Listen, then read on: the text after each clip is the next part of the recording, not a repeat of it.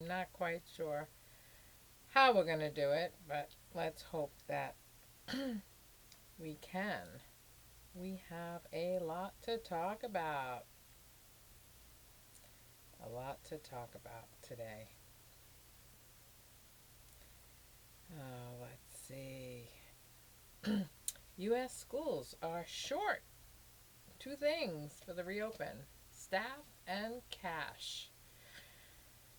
It's costing the schools a lot of money to reopen in this time with dividers and PPE and testing, and it's just almost unrealistic.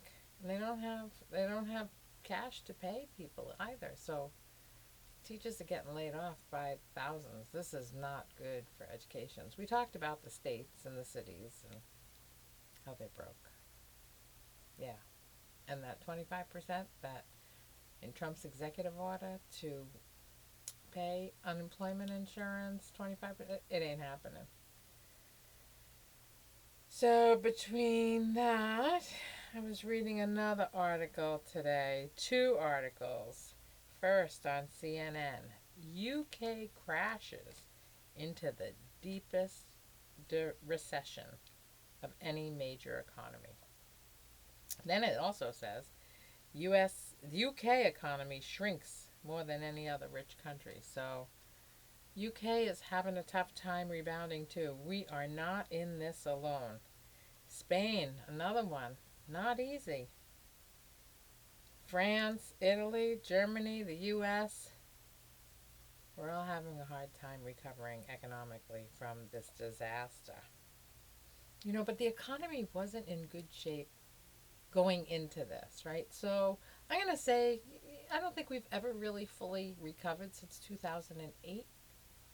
So, we had 10 years of fake, you know, a fake growth in a way, never fully recovered. And then, Trump comes in office, and I don't know why he takes credit for all the bad that's going on in the world. I mean, there or in the country, right? He goes up there and he says the economy is doing great. No, I'm sorry, the economy is doing terrible. Oh, the stock market, like he's responsible for the stock market. That is a sham. We all know that's a sham. It is not getting any better. If anything, it is getting so much worse. And we are headed, when that crashes, forget about it. It's going to be a tsunami of nothing good in this country. A tsunami. Just wait. I don't know. So between the UK and Europe, then I'm reading this article here on Seeking Alpha. It says the next financial crisis is on the way. Well, yeah, it's here.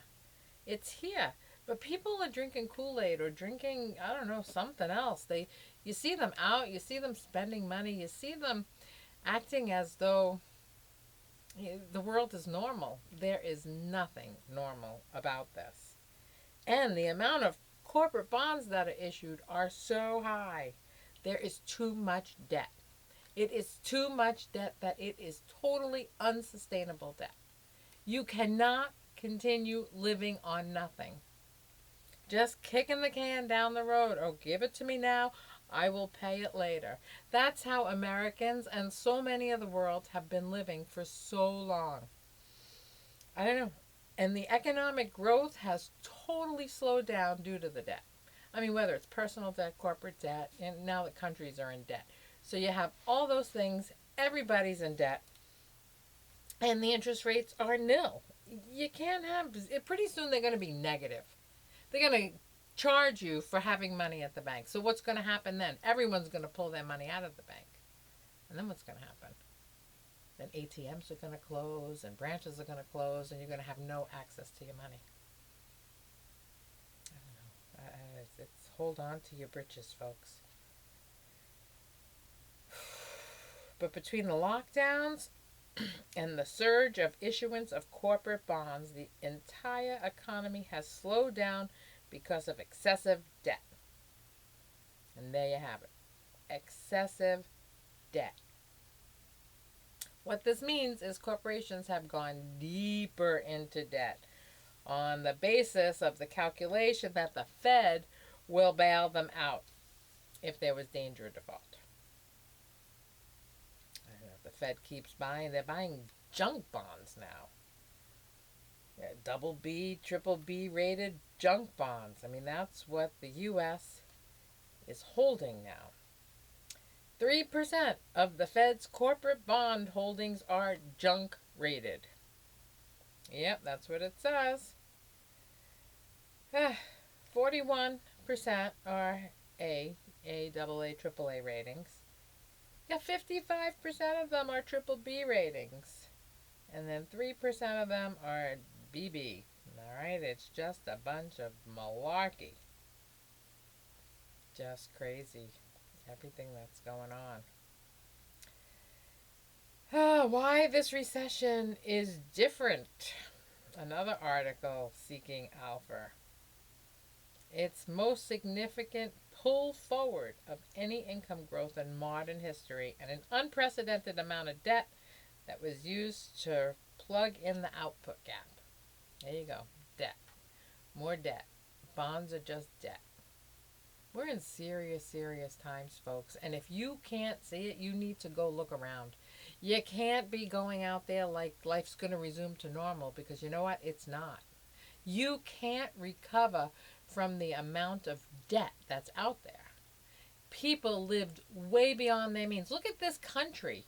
This country has lived way beyond it.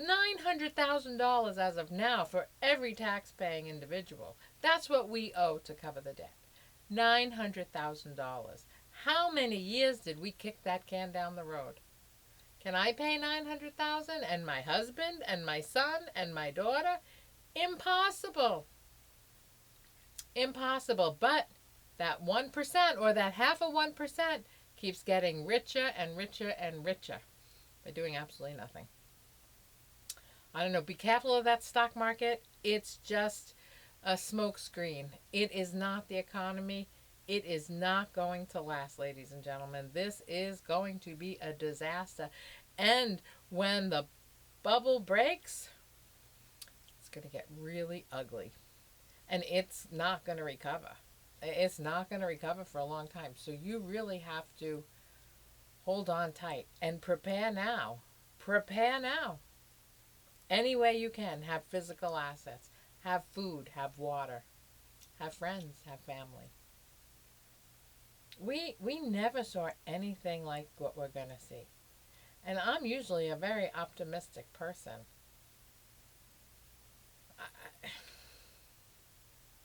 I don't know. And I just read another article too. South Africa is doing terrible. The whole continent of Africa is doing terrible. There is no tourism. Oil prices are down. I mean, anyone who says they're doing well economically is lying. There is no economic recovery anywhere in the world. So you have Sweden, who didn't lock down. Their economics, or their economy, is not doing very well either. And you have Tanzania, who just prayed COVID away, which is another outright lie. And their economy's not doing well either. Tourism is down. People can't pay for school fees. People can't eat. I have friends there. I know people there. I get phone calls every day of people asking me for food. I get people every day asking me to help pay for their kids' school fees. Every day, people need help. Their economy's not doing good. But you know what America and Tanzania have in common? They both have a presidential election coming up 5 days apart. One in October, the end of October, the other one in November. They're lying to their people to get reelected. I hope you can see through this. The economies suck. The economies are really bad. And there's going to be food shortages all over the world. I know, people need to wake up. Wake up. All right, subscribe. And we'll talk to you tomorrow.